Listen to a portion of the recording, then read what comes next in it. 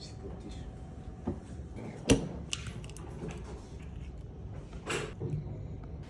Белтък с захар, разбит и отседен. Колкото можем равномерно.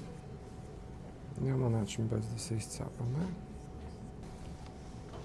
И го оставяме да изсъхне. Сега има няколко варианта.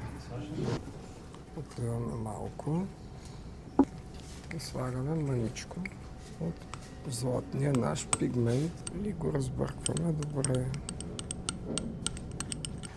По този начин получаваме една полупрозрачна перлена боичка.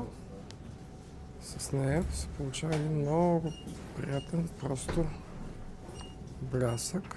Може да се използва както за подложка на останалата украса, така и да сложим върху вече украсено яйце.